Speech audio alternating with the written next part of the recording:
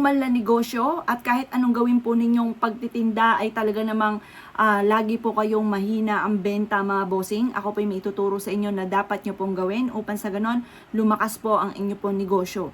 Unang-una mga bossing ko, kailangan po ay papasukin ang liwanag ng sinag ng araw sa inyo pong negosyo at mainam maghanda po kayo ng mga bagay ng aking babanggitin. Kagaya po ng mga napakasimpleng 3 dahon ng laurel mga bossing ko at mga ilan sa mga durog na dahon ng laurel. At pagkatapos po mga bossing ko, mainam na kumuha po kayo ng mga pinagbalatan ng bawang at ganoon din po ng sibuyas. At pagkatapos mga bossing ko, kailangan din po natin ng kapranggot na asin mga bossing. Ganun lamang po. Tapos bumili po kayo ng mga halagang 20 pesos mga bossing ko ng uling. Mula po sa harapan ng inyo po negosyo, kayo po ay magpaparikit mga bossing ko dyan po sa uling. At kapag po may umuusok na, ay ito po mga bossing ko ay medyo ipatak nyo na yung ate pong asin mga bossing ko. Dahil ito po yung asin ay nag-aalis ng mga negative energy. Ganon din po, uusok po yan kaagad. Sasabay nyo na po ito po mga dahon ng laurel at ganon din po mga bossing ko, isasabay nyo yung mga durog na dahon ng laurel at pinagbalatan ng ating pong bawang. Ang usok po niyan ay pantawag ng maraming benta. Ang usok po niyan mga bossing ko ay nagtataboy ng kamalasan. Ang usok po niyan ay mabisang proteksyon para malayo kayo sa anumang kapahamakan.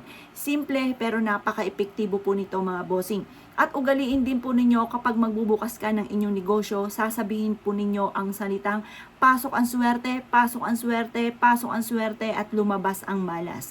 At pagkatapos yung buena mano po ninyo mga bossing ko, ipagpag nyo po sa inyo pong mga paninda. Sabihin nyo po ngayong araw na ito ay magkakaroon ako ng malaking benta. Kapag po napansin po ninyo na parang may alat yung unang buena mano po ninyo, ay ibili nyo po agad ito sa iba. At pagkatapos ay mag-antabay ka ng susunod na buena mano po muli mga bossing. Kasi minsan may mga tao na parang may alat na may dulot na halimbawa, yung pong bentang yon ay hindi na nasundan, may alat po yung tao pong yon. Ngayon po mga bossing, pero hindi niya po alam po yon at hindi niya rin po yon kasalanan. May mga tao lang po talaga na maswerteng magbuena mano kung naniniwala kayo sa ganyan. Kaya kapag po swerte naman at nagsunod-sunod po kaagad ang mga bumili po sa inyo, asya, itabi nyo po yan hanggang sa maghapon mga bossing ko. At yan po ay huwag nyo isusukli dahil napakaswerte po niyan para ikaw po ay magkaroon ng malaking benta. Isa po yan sa mga sikreto upang sa ganon kayo po mga bossing ko ay magkaroon araw-araw ng malaking benta. Huwag kang malulungkot, positive lamang at huwag ka rin makikipagchismisan sa mga katabi ninyo na tindahan dahil malas din po yan sa inyo po negosyo. Magaling pa mga bossing ko, kayo po ay mag-arrange ng posisyon ng inyo po negosyo upang sa ganon mabago-bago ang pwesto at yan po ay nag-a-attract din ng swerte.